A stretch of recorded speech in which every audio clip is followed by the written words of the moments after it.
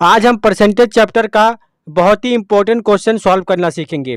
ये जो क्वेश्चन हमने इस वीडियो में लिया है, ये सारे क्वेश्चन एसएससी के एग्जाम में कई बार रिपीट किए जा चुके हैं। ये सारे क्वेश्चन बहुत ही इंपॉर्टेंट है। आज हम ऐसे क्वेश्चन को बनाने का बहुत ही आसान तरीका सीखेंगे, जिससे आप कम से कम समय में ऐसे क्वेश्चन को सॉल्व कर पाएंगे। तो चलिए वीडियो को शुरू करते हैं। वीडियो को शुरू करने से पहले अगर आप हमारे चैनल पर नए हैं तो हमारे चैनल को सब्सक्राइब कर ले और बेल आइकन के ऑल पे क्लिक कर ले, ताकि आने वाले वीडियो का नोटिफिकेशन आपको मिलता रहे। ये हमारा पहला क्वेश्चन है। किसी संख्या का 32% उसी संख्या का 17% से 120 अधिक है तो संख्या ज्ञात कीजिए।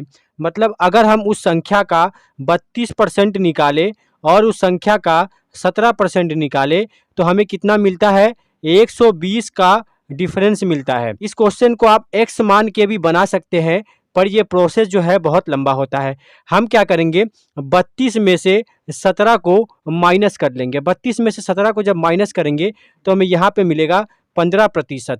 15% जो है वो क्या होगा? वो 120 के बराबर है। 15% का जो वैल्यू है वो 120 है। तो यहाँ पे अगर 15% का वैल्यू 120 है तो यहाँ पे हम 100% निकाल सकते हैं, क्योंकि संख्या जो है वो 100% होगी। तो 1% इक्वल टू कितना होगा? 120 बटा में 15 होगा। उसी तरह 100% कितना होगा? 120 बटा में 15 गुना 100। 5 से अगर कटाएंगे तो 5 तिहाई 15, यहाँ पे 5 दूनी 10 जीरो, यहाँ पे 3 चौका 12 जीरो, यहाँ पे बचा है 40 गुना 20। इसे सॉल्व करेंगे तो 4 दूनी होता है 8 और ये 2 जीरो हम यहाँ पे बैठा देंगे तो 800 हो जाएगा उस संख्या का वैल्यू। तो ये हो जाएगा हमारा फाइनल आंसर, जो कि ऑप्शन डी में दिया गया है। तो ऑप्शन डी जो है वो हमारा सही आंसर हो जाएगा। परसेंटेज चैप्टर से इस तरह के क्वेश्चन एसएससी में बार बार रिपीट किए जाते हैं। तो अब हम बनाते हैं एक अगला प्रश्न।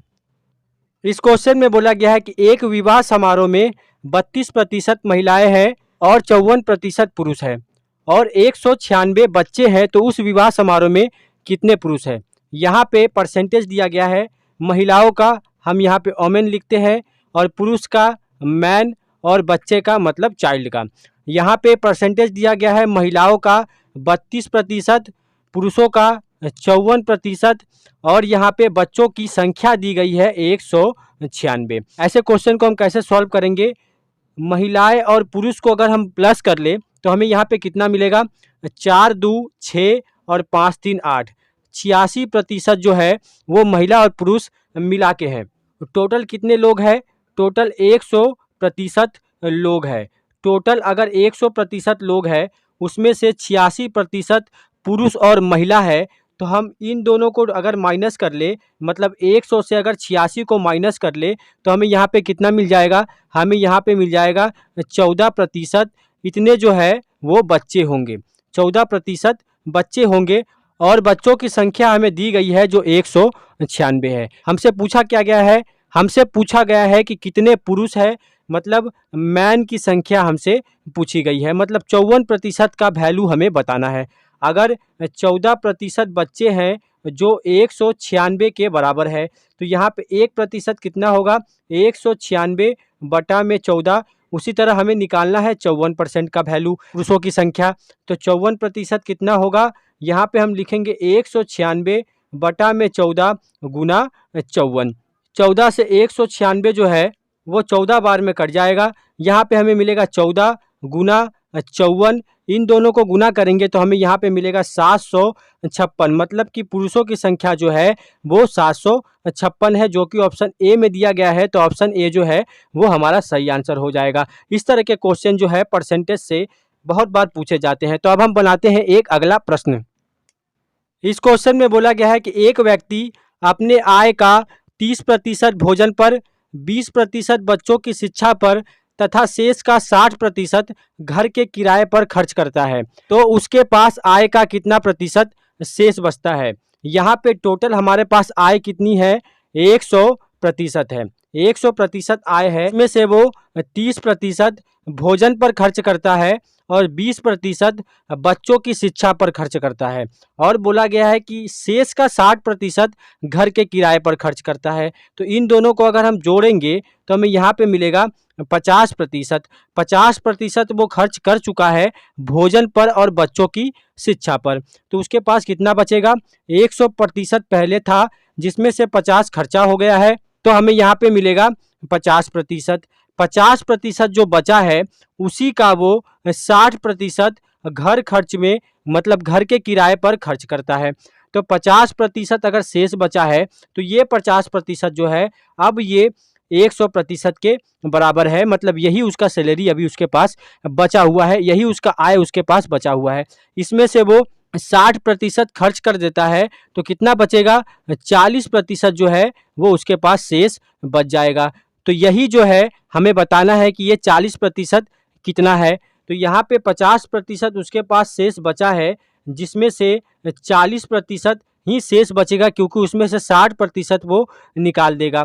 तो 50 का अगर हम 40% निकाल ले तो हमें कितना मिलेगा? 50 से 100 2 बार में कट जाएगा, 2 से 40 20 बार में कट जाएगा, तो 20% हो जाएगा हमारा फाइनल आंसर। मतलब कि उसके आय में से 20% जो है वही उसके पास शेष बचता है। तो ऑप्शन ए में 20% दिया गया है, तो ऑप्शन ए जो है वो हमारा सही आंसर हो जाएगा। इस तरह के क्वेश्चन जो है कई बार पूछे जाते हैं। अब हम बनाते हैं एक अगला प्रश्न।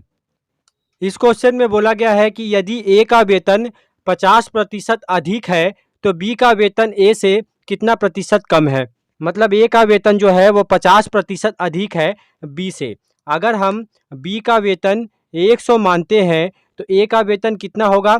इससे 50% अधिक है तो ये हो जाएगा 150% और ये है 100%। कितना प्रतिशत का डिफरेंस है, कितना परसेंट का डिफरेंस है? यहाँ पे है 50% का डिफरेंस। हमें बताना क्या है कि ए से कितना प्रतिशत कम है। बी का वेतन जो है, बी का वेतन वो ए से कितना प्रतिशत कम है? बी का वेतन 50% कम है, किससे? ए से। तो हम क्या लिखेंगे? 50% को ऊपर बटा में, किसको बेस मान के पूछा गया है? ए को, तो 150 होगा नीचे, गुना करेंगे 100 का, 0 0 कट जाएगा, 5 से 15 जो है वो 3 बार में कट जाएगा। हमें यहाँ पे मिलेगा 100 बटा में 3। इसे सॉल्व करेंगे तो हमें मिलेगा 33 सही 1/3%। ये एक तरीका है ऐसे क्वेश्चन को सॉल्व करने का।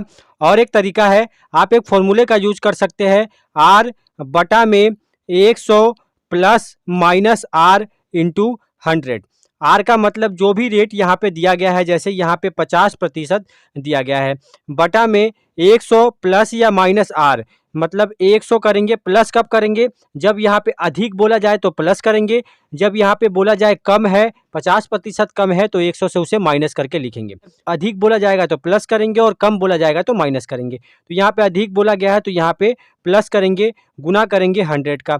हमें यहाँ पे मिलेगा 50 बटा में 150 गुना 100। ये जो फॉर्मेट हमें यहाँ पे मिला था वही हमें यहाँ पे भी मिलेगा। 0 0 कट जाएगा, 5 से 15 3 बार में कट जाएगा, 100 बटा में 3 हमें मिलेगा, जिसको सॉल्व करने पे हमें मिलेगा 33 सही 1/3%। ये हो जाएगा हमारा फाइनल आंसर, जो कि ऑप्शन सी में दिया गया है। तो ऑप्शन सी जो है वो हमारा सही आंसर हो जाएगा। तो अब हम बनाते हैं एक अगला प्रश्न। इस क्वेश्चन में बोला गया है कि एक संख्या में 10% की वृद्धि की जाती है और फिर उसमें 10% की कमी की जाती है, तो संख्या में क्या परिवर्तन होगा। यहाँ पे एक संख्या है, हम मान लेते हैं कि संख्या जो है वो 100 है, 100 संख्या है। उसमें सबसे पहले क्या किया जाता है? 10% की वृद्धि की जाती है। तो ये संख्या 110% हो जाएगी। तो 110 बटा में 100 हम करेंगे, फिर गुना करेंगे। बोला गया है कि उसमें 10% की कमी की जाती है। तो यहाँ से यहाँ तक जो संख्या है वो 100% है, उसमें से हम 10% अगर कमी कर देंगे तो हमें यहाँ पे मिल जाएगा 90%। तो यहाँ पे हम लिख देंगे 90 बटा में 100। यहाँ पे 0 0 कट जाएगा, यहाँ पे 2 0, यहाँ पे 2 0 कट जाएगा। यहाँ पे हमें मिलेगा 11 गुना 9 करेंगे तो हमें मिलेगा 99। पहले था 100, अब हो गया है 99। तो कितना प्रतिशत का कमी हुआ है? 1% की कमी आई है। तो हमारा आंसर क्या हो जाएगा? ऑप्शन ए में दिया गया है 1% की कमी, तो ऑप्शन ए जो है वो हमारा सही आंसर हो जाएगा। इस तरह के क्वेश्चन जो है परसेंटेज चैप्टर से सभी तरह के कॉम्पिटिटिव के एग्जाम में बार बार रिपीट किए जाते हैं। आप इस मेथड से ऐसे क्वेश्चन को कम से कम समय में सॉल्व कर सकते हैं।